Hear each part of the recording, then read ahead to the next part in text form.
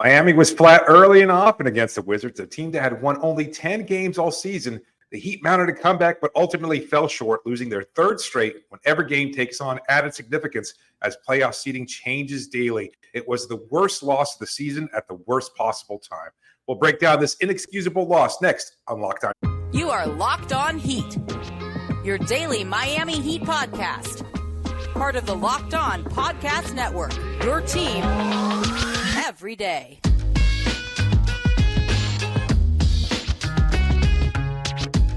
All right, welcome to Locked On Heat, your daily podcast on the Miami Heat. I'm Wes Goldberg, editor at allyoucanheat.com. Joining me as always, longtime NBA reporter David Ramil. However you're tuning in on YouTube, Odyssey, or your favorite podcast app, thanks so much for making Locked On Heat your first listen every day. Today's episode is brought to you by Nissan. Are you the kind of driver that likes to push things a little further? Ever wonder what adventure could be around the next corner? Take the Nissan Rogue, Nissan Pathfinder, or Nissan Armada and go find your next big adventure. Check them out today at nissanusa.com. Recording this on Sunday night after the Heat lose to the Wizards 110-108. Just an inexcusable loss, David. I don't even really know what happened. But this was a wild ending. The Heat didn't trail the entire second or third quarters. The Wizards, though, they go on a 21-7 run in the fourth quarter to go up 10 with less than 3 minutes left. And then the Heat closed the game on an 8-0 run. It looked like they had a few chances to win this game after making that run. Duncan Robinson, during this 8-0 run, Duncan Robinson makes free throws. Tyler Herro drove through Washington's defense for a layup after he had been kind of fumbling and turning the ball over for most of the fourth quarter. Jimmy Butler gets fouled on this reverse layup. He makes his free throws. Then just a crazy sequence where Duncan Robinson misses two wide open three-point attempts, but Caleb Martin gets the last one with a tip-in to make it a two-point game with 32 seconds left. And then Kyle Kuzma, who was awesome tonight, fouls Tyler Herro on a spin move going to the basket, extends that arm, basically slaps Rozier across the face with it. Offensive foul. He get the ball back with 12 seconds left. Duncan gets another shot attempt. He gets free for another three-pointer to win the game. Again, he misses. It bounces straight to Jimmy Butler, who has a chance to win the game with his own three-pointer. His misses off the back iron, and then time expires. That's it. I know it was a close game, David, but the Wizards had won 10 games all season going into this one. I don't think there's any debate. This is the worst loss of the season for Miami. No doubt. And the flurry at the end there doesn't matter. Like, to be honest with you, I watched it and I was invested in it because, yeah, a positive outcome certainly benefits us and certainly benefits Heat fans. But I looked at those last couple of minutes and, you know what? It should never have gotten to this point. Like, you're losing to a bad team that was on the road, a team that has struggled to find their shooting stroke, a team that struggles defensively. And Miami looked lost, disinterested, tired, bored, not completely engaged for 46 minutes. That they turned it on in the last 2 minutes doesn't mean anything. And it was a horrible demonstration of a lack of understanding, something that this team is not known for. Like, they understand what's at stake. They know the mission. They know the assignment. Almost every season. That's what they're known for, the accountability, the Heat culture, and everything else like that. When their games are so important at this point in the season, when you're trying to fight your way up the standings and you've got New York fighting Orlando or sorry, I can't remember exactly who it was. They're fighting another team that's in the same tonight, race right now in the Eastern Conference. It's Knicks Sixers tonight and then Knicks the Sixers, right. To the Magic, and Pacers Magic. So all these losses are impactful. You've only got 18 games left in the season, and you can't seem to muster enough energy in the first quarter, second quarter, third quarter, and for most of the fourth until it matters, until you finally realize, hell, we're down 10 with 2 minutes left, and maybe we should figure it out. Look, there's a lot of reasons here, but I think they really they completely fumbled the opportunity to continue to build something up. The two losses in Oklahoma City, the most recent one in Dallas, those were understandable. You're on the road. Dallas, a team that was looking to try to find a way to win after having lost several straight. Yeah. Oklahoma City, one of the best teams in the NBA. That wasn't the case. You're back home after a 2-game road trip. And if it was a 6-game road trip or even longer, I could understand the fatigue. And yes, Eric Spoelstra mentioned they played 5 games in 7 nights. Guess what? Most of the NBA has to. I understand that. And I know it's easy for me to say that. If it wasn't the Wizards, I would buy it more as an excuse. Like, I don't like yes. the Wizards, you were a little bit like that team stinks, man. Like that's the most unserious team in the NBA, and they weren't good for they weren't good for much of this game. I know that the Heat were leading this game from most of the game. Like I said, did not trail Through from no the fault second of to the their third own. quarter. It was They were playing they didn't any do other anything to team. win it. Yeah, I was gonna like basically make like that was the same point I was about to make. Like if they were playing even a 500 team, they have no shot in this game ever, right? And they led by double digits, and there was times like okay, like they would get up by 10 points or 11 points, and then Washington would kind of make a run to get back into it, and then Miami would Yep. answer with their own run. And I just thought, okay, you know what? It's not going to be an inspiring win, but at least you get the Right. W after 2 losses on the road. You come home, you get the W going into a big game against the Nuggets on Wednesday night. And no, instead they dropped this one. And this was so unlike the Heat this Yep. season. And I know that Heat fans think that their team always plays down to the competition. Hey, newsflash, every fan base thinks that their team plays down to the competition because you play a team like Washington, you're like, we should be blowing these teams out by 25 points. It's just not how the NBA works. That said, the Heat have been taking care of business against teams like Washington all year. They are 18-8 against teams with a bottom 10 point differential. Cleaning the glass keeps this stat, and I think it's a great stat. 18-8 against teams this season with a bottom 10 point differential. That's one of the best marks in the league. They take care of business. They when it comes to beating bad teams. On the flip side, they are not good against teams in the top 10 in point differential. They are 3-17 against those teams. The only reason I point that out is because you have to win these games. Your whole resume for the Heat this year is built on beating the Wizards and teams like the Wizards. And it kind of made this a must-win game if that's sort of what you're building your playoff case on, right? And you're trying to climb the standings with these kinds of wins. Now, the Heat still have one of the easiest schedules in the league going forward. It's a big game against Denver on Wednesday night, but then it's 2 games against Detroit after that. Those should be get-right games. But if they play anything like this, then like a get-right game, a win against even the You Pistons just saw is not Detroit play guaranteed, timely right? here Yeah. at home. Like, I mean, Detroit has been a very plucky team. Much better. Look, I'm like better than 15 Washington. feet away. I'm like 15 feet away from the Wizards locker room. They might be walking past me right now as I'm saying this. They're not a good team. They haven't looked like they cared. I don't know that they looked like they cared for most of this game. And they just turned it on late. They wound up getting some big shots from Kuzma and Kispert. Yeah. And they looked really much better down the stretch. And Miami was like, oh, wow, all of a sudden we're down double digits as the game nears its end. And it's a 21-7 really run at the end. And it was just the Heat getting out of their offense. It was Oh, fumbling the ball. It was a lot sure. of turnovers. And it was Washington taking advantage of it. And then the Wizards turned into a pumpkin again for that final 2 minutes. And then they started turning the ball over and fumbling it and offensive fouls and missing easy shots and all and just doing everything that they could wrong. And that allowed Miami, like there was a stretch where the Wizards didn't even get a shot off for like 3 straight possessions. And that's what helped Miami go on that 8-0 run there at the end. But you can't lose this game. And yet here they are, and they have lost this game. Now, they were helped a little bit tonight by the fact that the Pacers won in Orlando, so that keeps Miami within striking distance of the Magic, who are the number 5 seed. And it's still only a game and a half that separates Miami, who is now at number 8, between them and Orlando at number 5. We'll see what happens between the Sixers and the Knicks. That game is in the third quarter right now as we're recording this. But all those things aside, like now you're the Heat. You've lost 3 straight games, and I'm with you. The first 2, excusable. This one, inexcusable. But still, it's 3 straight losses. Either way you slice it. And that's with a potential tough spot to 4th be on in. Wednesday. Yeah. Against maybe the best team in the NBA coming off a big win against Boston and feeling itself right now. A team in Denver that's trying to make a little bit of a push. Maybe for the number 1 seed in the Western Conference. Like these games matter for the Nuggets right now.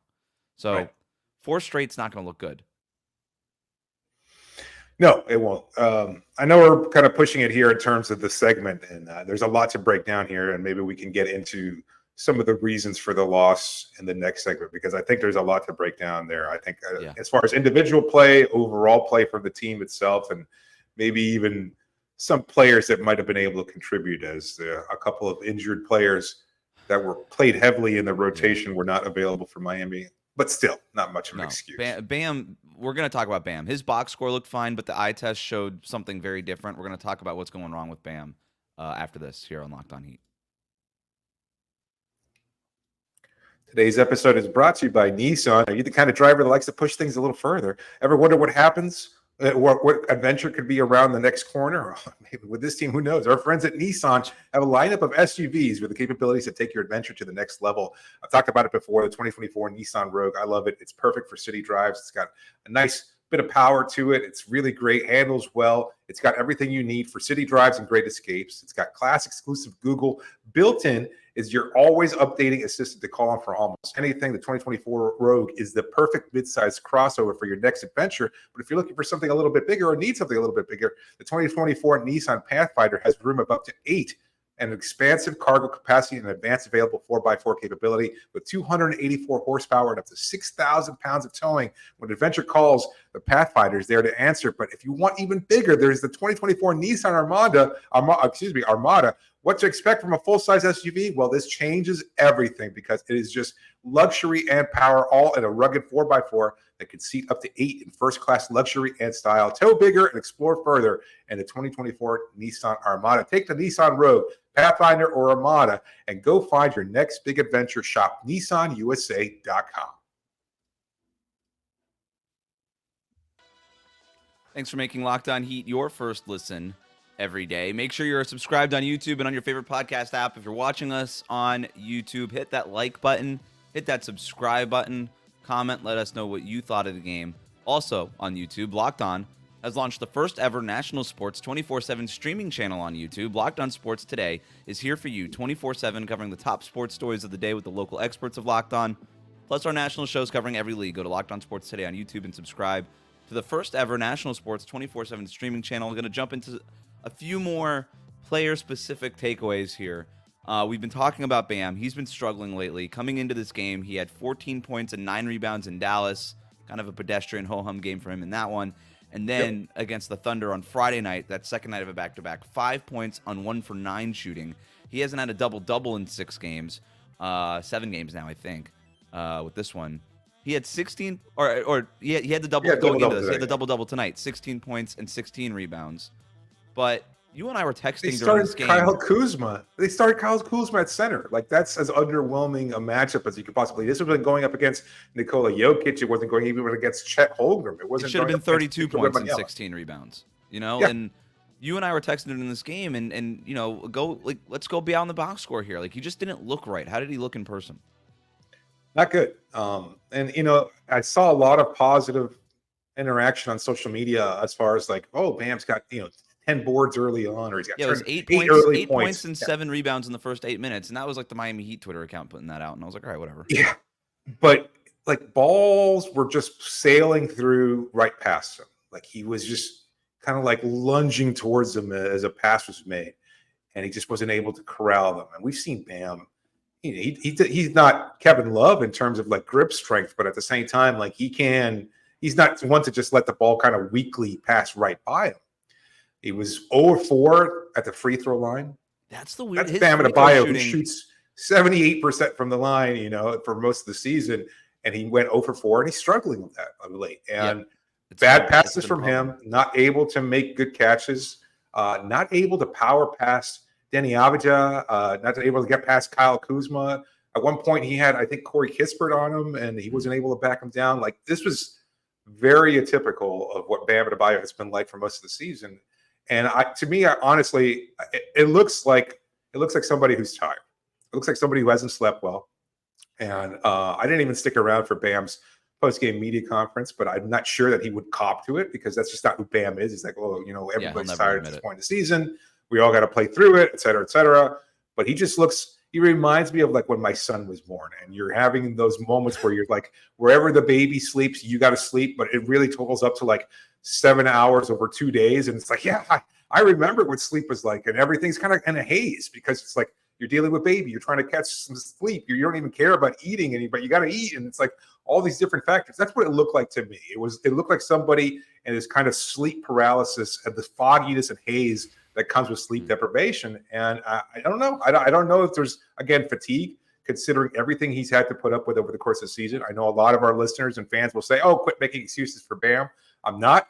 I know that Bam contributes in a lot of different ways, but this is not the version of Bam that the Heat have come to expect. And it was his worst performance of the season, in my opinion. He's tired. One of them, anyway. It was, yeah. I mean, this has been the worst stretch for him over the season. He's exhausted, and Yep. He looks it. And he looks at, and the free throw shooting is such a great indicator of that. When you're shortbreading those free throws over and over, that's tired arms, that's tired legs, that's tired everything. His free throw stance doesn't look right. He looks like he's just sort of going through the motions. He's doing as little as possible. I mean, he just looks tired. He looks like, you use the parenting thing, he looks like somebody who's been in the gym for 2 hours and his muscles have reached failure, and he can't even do the machine things anymore. You know what I mean? Like, he goes from the going into this game, 4 of 8 from the free throw line in Dallas, and then he was 3 of 4 in Oklahoma City, and then he was 2 for 6 tonight from the free throw line. Like, it's just been too late in the game when he found the energy. Yeah. You know, kudos to him for that, and it was a clutch situation there. But he got blown by defensively a couple of times in this game in a way that you never see with Bam, by, again, players on the Washington Wizards. I don't mean to be too disrespectful, but that team is not good, and they don't have very many good players.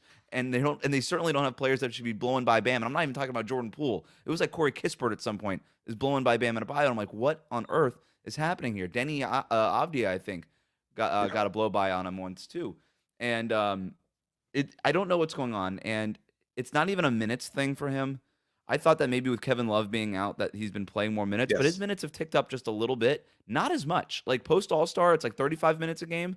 Pre-All-Star, it was like 34.6 minutes a game. Like, we're not talking about a huge difference in terms of the minutes, but I do think we're talking about just the wear and tear of the season. And this is a guy who talked to Brian Windhorst earlier in the year. Like, it was like a December interview or whatever it was, and he was talking about how he was approaching the season like that marathon. Like, I got to make sure my body is right by the time we get to June in the NBA Finals, because I was so worn out by the time I had to go head-to-head with Nikola Jokic.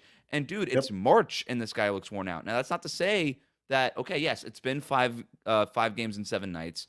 They are back home. It's been a long stretch for Bam. Maybe he hit a wall, and maybe I think you can get through that wall and find your second win, so to speak, this season. Like, I'm not here saying that Bam's season is over, but he needs to find it, right? And that's a big reason why Miami's in this 3-game slump, is that it hasn't been great Jimmy Butler games, but it really hasn't been good Bam Adebayo games. Yeah, and I think that kind of speaks again. And maybe this sounds like excuse making, but it sounds to me.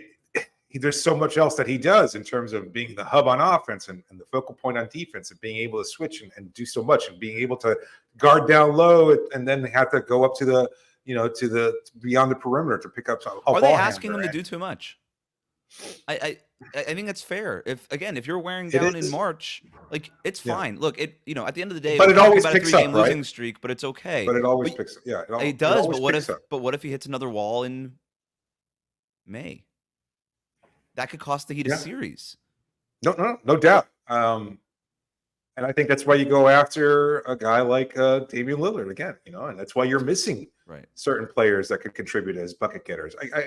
We've made that argument before, and it bears repeating. Like, you look for somebody who can carry the brunt of the offense so that you can leave Jimmy and Bam to do what they do best around the edges, the things on the fringes that makes them so effective as players, what Bam does defensively, and trying to pick up everybody and make plays and everything else like that, set screens. He's getting run into 100 times a game, and that's a lot, and that takes something out of you after that. And then it's like, well, you better go 15 of 28 from the floor as well, and put up 30 plus points. And it's like, well, that's not realistic, and that's why I think there's what we're seeing right now. So I don't know. I eventually he'll get some rest. I wouldn't be surprised if he misses a game here or there over the course of the next 18, but you don't have a lot of time left. So I don't know. I mean, you can't really afford to sit him up, even against.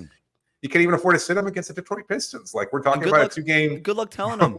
Good luck telling him, hey, we're going to sit you, because he's got a lot of money on the line potentially if he makes one of these All NBA teams for the Supermax extension. Like, you tell Bam, hey, we're going to sit you for a couple games, thinking like, okay, then I'm one tweaked hamstring away from being ineligible for these end of season awards, and then that's going to cost me $12 to $15 million a year. 65-game rule. Abolish the 65-game rule. Did Eric Spoelstra's decisions possibly cost the Heat the game tonight? We'll talk about that next here on Locked On Heat.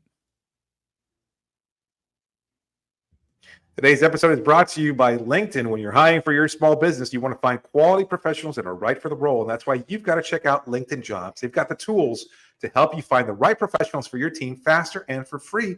I've been there. I know what it's like to have to spend time, just pursing through all these different resumes and maybe checking references and determining whether or not they have the right skills. And it's a time-consuming effort, and you want to find the right person because you need the right person for your business. Well, that's what LinkedIn does, and that's why they make things so much easier. It's not just another job board. They've got a vast network of more than 1 billion professionals and makes it the best place to find somebody to hire for your business. All that while making the process easy and intuitive. Hiring is easy when you have that many qualified candidates. So easy, in fact, that 86% of small businesses get a qualified candidate within a day. That's just 24 hours. That's how easy it is. LinkedIn knows that small businesses are wearing so many hats, they might not have time or resources to find the right hire. That's why they're constantly finding ways to make the process easier. 2.5 small businesses use LinkedIn for hiring. Yours should be one of them too. Post your job for free at linkedin.com/LockedOnNBA. That's linkedin.com/LockedOnNBA to post your job for free. Terms and conditions do apply. Thanks for making Locked On Heat your first listen every day. Make sure you're subscribed on YouTube and on your favorite podcast app. Thanks to everybody who sent in questions using the hashtag AskLOHeat on Twitter. You can email us lockedonheat@gmail.com. Find us on Instagram, Locked On Heat. Leave us a comment in our YouTube comments. Let us know what you think of the game, what is going on with Bam Adebayo, and if you agree with David that I look like Denny Avdia. The hair right now doesn't, but the guy was standing right next to me. He had the headband today. I didn't have the headband. I need to get a headband. I don't know why I'm looking around. I don't own one. My backup headband, which I always keep behind my recording station. Yeah, it's just a little surprising. I like Jimmy Butler's look tonight. I did not. Mouse ears. I think he's on his way to getting braids, Afro getting puffs. those things fixed. I think that might be a one night situation there. But we have been getting a lot of lookalikes in the comment section lately, but Denny has not come up. To your point.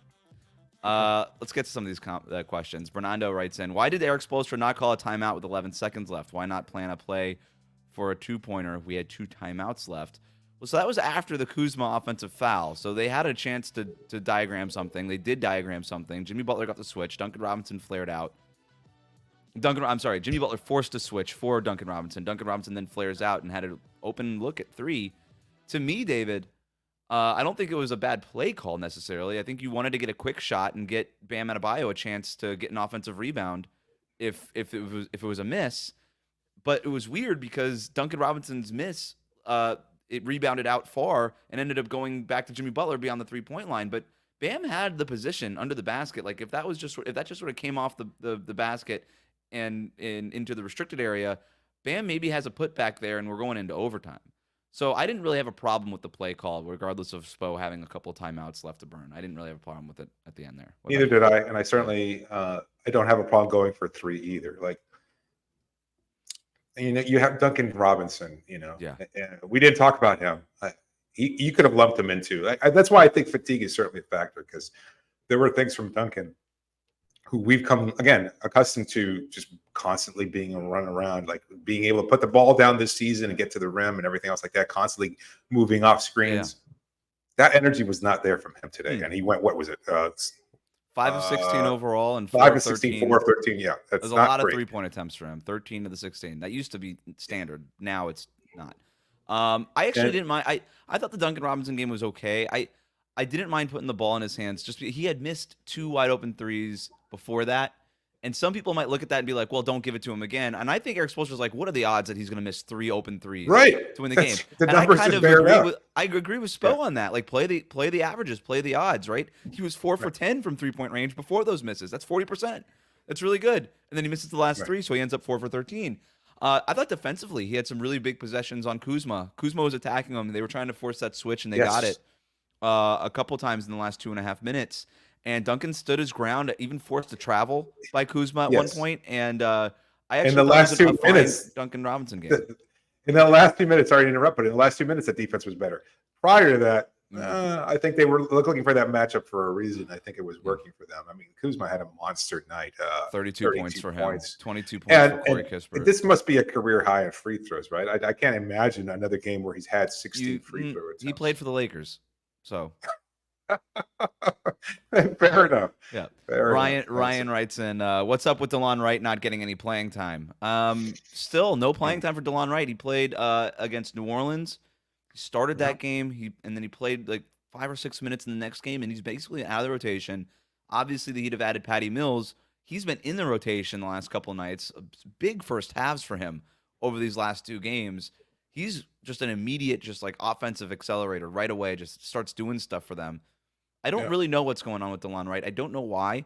Spo was asked about it before the game, kind of downplayed it, like, hey, it's like a sliding doors thing. I could have went with DeLon. I could have went with Patty Mills. Right. It's like, I don't know.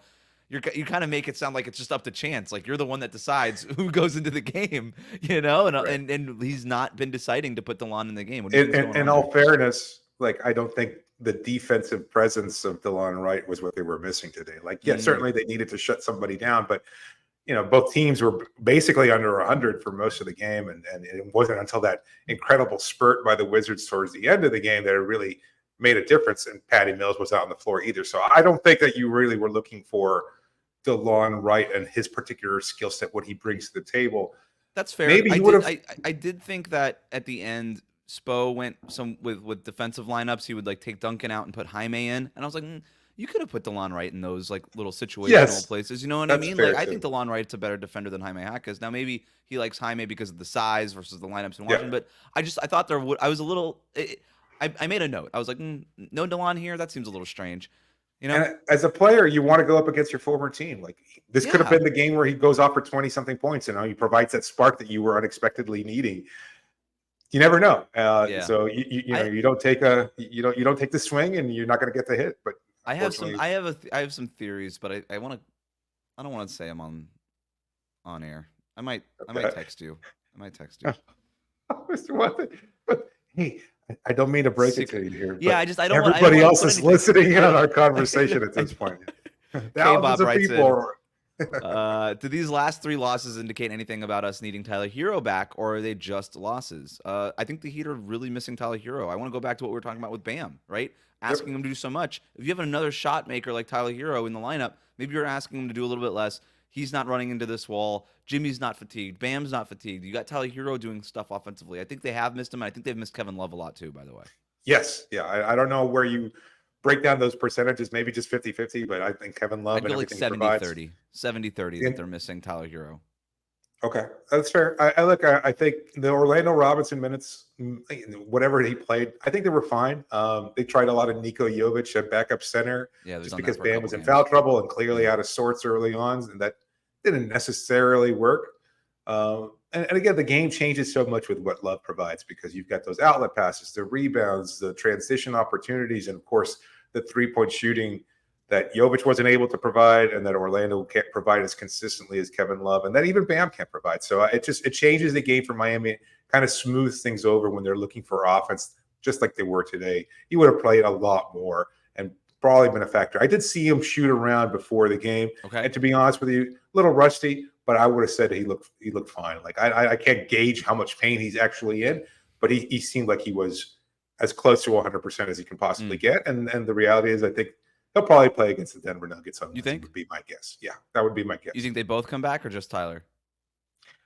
No, just Kevin. Oh, just Kevin. Okay. We'll see. I mean, the Kevin Love injury was not supposed to be as bad as the Tyler Herro injury. We'll see what happens with Tyler Herro. Still no real indications when they're going to come back. The Heat are off on Monday. They are going to be practicing on Tuesday, and then they get that game Wednesday night in Denver. So a couple of days off for the Heat. Much needed days off at home. Rest, recuperate. Hey, guys, go sleep in. Get some acai bowls. I don't know. Like what?